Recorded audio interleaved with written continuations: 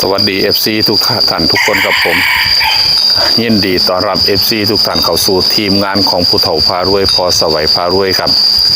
วันนี้ก็มาตามแนวทางของปศูนย์กับงวดที่ผ่านมานะครับแล้วโค้งสุดท้ายมา2เทื่อพอศูนย์พันบว่างจักเทื่อครับก็มีคนเสียติดต่อกันนะครับว่า2 ครั้งงาน7 มือ8 มือ8ขึ้นผุนหลักครับอยู่ที่ผมก็เลยบ่ได้ทำคลิปเพิ่นเนาะครับเนาะไปฟังประสูนปฏิบัติสู่ฟังว่าครับว่าเพิ่นครับเอฟซีครับผมไปฟังประสูนปฏิบัติสู่ฟังเนาะครับเนาะว่างวดที่แล้วเพิ่นได้ตัวใดเน้นๆครับเอฟซีครับผม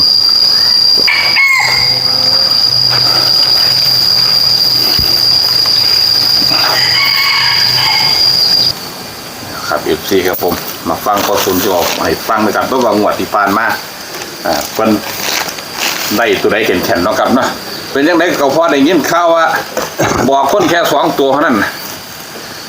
โอ้ย2 ตัวเท่านั้นละอันคนตายผู้ตายที่หลังนี่บอกพอคนมาบอกมันจักสิแม่นเล่าบ่แม่นมันจะเป็นผู้เฒ่าให้โกโซมาว่าโอ้มาสิไปไสว่ามาถามโอ้ยสิไปนี่ล่ะไปเมียนเพิ่นกันว่าเพิ่นหมดบุญว่าอย่าพาไปเสียวเรียกเสียวให้ว่าท่านครับแล้วว่าน่ะตัวใดดอกว่าท่านเขียนล่างไว้ก่อนเนาะว่าท่านละว่าน่ะโอ้ล่างไว้ท่านแบบไรว่าล่างนี่คือ95เด้อว่า9594ว่าท่านโอ้ลงไว้ให้พร้อมเลยแต่ว่ามันเป็นตัวยังถือมันเป็นสีน้ำเงินเลยว่าโอ้ยเสียวบ่เนาะว่ามันตัวนี้มันที่สีนี้เนาะว่ามันสีบ่คือเก่าสีบ่คือเก่าแล้วก็เลยว่าบ่เสียก็ชื่อรถว่าหั่นแล้วบ่บ่ได้บอกไฟแล้วเนาะมันยากทั้งพี่ค่ายากงานอยู่แบบมือเลขสิออกกันบ่สนใจแล้วอย่ามันเพิ่นให้ตัวใดก็บ่สนใจมันยากวุ่นวายพูดออกมา95โอ้ย95เพิ่นให้ผู้95กับ94จวนอยู่หั่นบอกให้ล่างอย่างเดียวแล้วว่าน่ะเขียนให้พร้อมเขียนล่างก่อนแล้วว่าแล้วก็ว่าหยังหรอกแล้วก็ว่า9594เด้อเพิ่นบอก2 ตัวนั่นน่ะเพิ่นโอ้เห็นว่าแต่ว่าบ่คือผู้คนตายบ่แต่น้อยกว่าเราอยู่แต่บ้านผู้เฒ่าก็ซ้อหรอกเมียบางๆแล้วเพิ่นเป็นคนอ้วนๆผู้ชายนี่แสดงว่าแต่ว่าบ่แม่นเราแสดงว่าผีมาจากทางอื่นมาบอกจักสีบ้านห้ามออกเราไปอยู่นั่นติจักยังว่าบ่สนใจบ่นั่นแล้วก็บ่ว่าจังได๋บอกแล้วก็ว่าเราก็หนีโลดเขียนให้แล้วก็หนีเลยแล้วบ่แม่นเขียนหรอกเราบอกแล้วก็เลยมาเขียนย่านลืมเลยเขียนให้เว้ยบอกแล้วก็ไม่เขียนให้ตื้มอีกเขียนตื้มอีก9594 2 ตัวเท่านั้นตัวเขาตรงแต่ว่ามันหันเป็นประกาศสีอันนั่นสีเขียวก็ได้บ่เสียจำเลยมันประกาศสีนั่นมันบ่ประกาศสีเฮาเคยได้มันก็ได้เข้าของเราอีหลีวันนี้เราไม่บ่พอแล้ววันมาวันมื้อนั่นน่ะมื้อจูชบแล้ว4-5มื้อแล้วเลยมาแล้วก็ว่าอยู่เป็นจังได๋ว่าหั่นแล้วถามว่าเขาหั่นแล้วสำนั้นล่ะสีใดก็อย่าไปเรียกมันว่าหั่นแล้วว่าลินสีใดอย่าไปเรียกมันเสี่ยวรถว่าท่านบอกไปนะบ่ผิดหรอกว่าระว่าจังซี่บัดนี้มื้อนั้นเรามาบัดมาอีก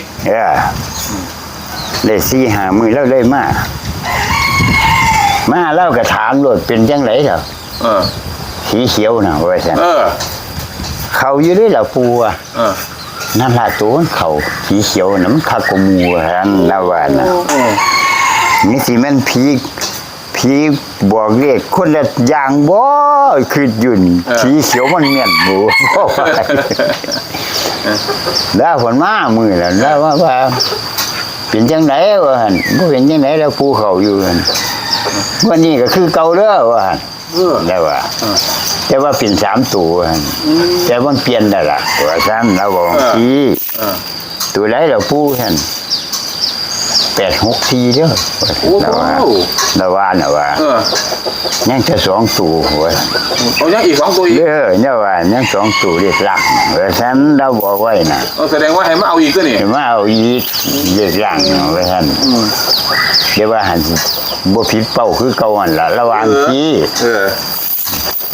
แต่ว่ามันอยากจำแต่ล่างของเราน่ะละว่าน่ะโอ้ส่วนหลายมันอยากจำแต่ล่างอยากจำแต่ล่างบางทีมันก็กลับว่าซั่นบางทีมันก็ตรงว่าซั่นละว่าน่ะโอ้เราบอกไว้คักปานนั้นเนี่ยแล้วมาบอกไว้บางทีมันก็กลับบางทีมันก็ตรงว่าติแล้วบอกจังซั่นน่ะ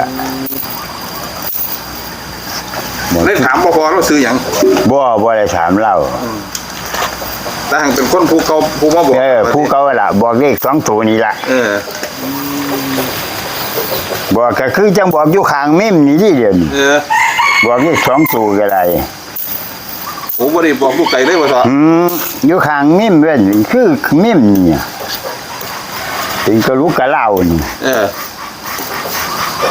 เล่ายืนหรอกผมนั่งแล้วบอกนะบอกก็บอกเมียนพูดด้วยบอกแม่นพูดว่าดิมาบอกกลับบ่หยังวัน95เด้อวันบอก95อีหลีวันโอ้แม่นคักว่าติแม่นคักมือนั่นมือมาน่ะบ่ทันได้หั่นบ่ทันได้เพียไล่มือนั่นจ่อมือสิออกได้ผู้สุดท้ายมือสิออกเพียก็มีสิออกได้นะเห็นว่าเผาเพิ่นแล้วเรียบร้อยแล้วค่อยได้เผาแล้วจังได้ตัวใดก็พอใช่เพิ่นบอกตัวใดก็ได้3ตัว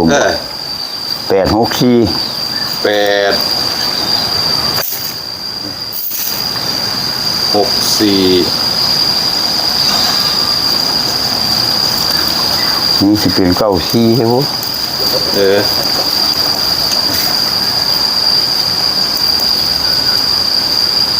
บ่อยากเนาะเฮาก็ตัดไว้เนาะเอาเด้อ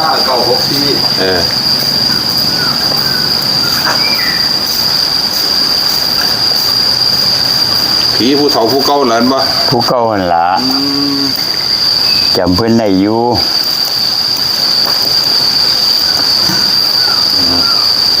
ครับไปให้เบิดทุกตัว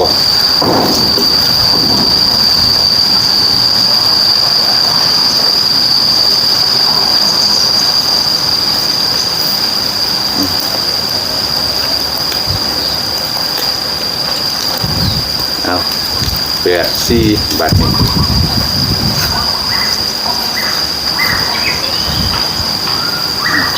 8486 ห่วยพร้อมเบิดพุ่นแล้วเดี๋ยวให้พร้อมเบิดทุกตัวบ่ให้พลาดเลย2ตัวมาเอาที่หลังก่อนที่พ่อมาเอาที่หลังไว้หั่นแล้วว่า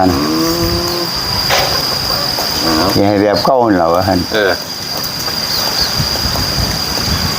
ให้มันแม่นเด้ออีกกว่าเด้อก็เขาครับเขาเล่ากันเลยตั้งเด็กออกมือเฮียนเด็กร่างเก้าหาว่าเขาของเราอยู่อย่างนี้ส่วนหลายผู้ไม่มาบอกสิแม่นเนาะแม่นเนี่ยว่าซุ่มเก่านี่ไล่ไปเรื่อยขึ้นหัวไว้คือ894ครับหัวไว้พร้อมครับอยู่ที่ผมเนี่ย 864 894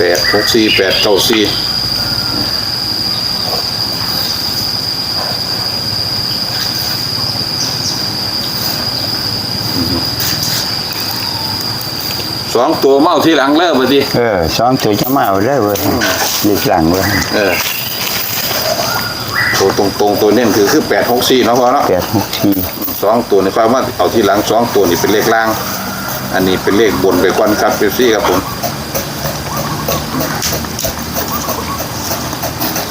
พอครับเป็นซี่ครับผมเป็นเลขบนนะครับเนาะมันบอกว่า864 3ตัวค่อยมาเอาที่หลังพวก2ตัวค่อยมาที่หลังว่าท่านเอา3ตัวไปก้อนว่าท่านเป็นเพียงแนวทางและความบันเทิงเลยครับFCครับผมแห่งว่าบ่ได้ถามซื้อเพิ่นเบิดติ บ่ แต่บ่แม่นผู้ตายที่หลังนี่บ่แม่น บ่แม่น สิเป็นญาติเพิ่นมาหาผมว่า จักยังว่าบ่เห็นยังว่า บ่ฮู้จักเลย บ่รู้จักหน้าเลย มาบัดนี้ถามเลยเด้อเป็นผู้ใดเป็นญาติของเป็นทางใดถามเพิ่น มี ทาง สามอยู่ ให้พอศูนย์ถามให้ครับ FC กับผมว่าเป็นทางใดแต่ว่ามาบอกที่แรกบอก2ตัวล่างคือ95ลงให้บอมเพื่อ94แต่ว่าตัวบอกจริงๆคือ95ออกตรงๆเลยล่างอย่างเดียวครับผีมาหับกันมาบอกครับ FC ผมตัวบอกปานนี้แม่นปานนี้จักสิวางได้แล้วเนาะแม่นคักแม่นแน่เสียดายเด้เนาะครับ FC กับผมมื้อนั้นมื้อสุดท้ายบ่ได้มาครับ FC กับผมโศกมาดำด้วยเป็นเศรษฐีมหาเศรษฐีครับFC ผมคำว่าเศรษฐีจงเป็นของ FC ทุกท่านทุกคนนะครับเนาะสำหรับคลิปนี้ก็ขอบคุณพอส่วนแล้วครับผมสวัสดีครับ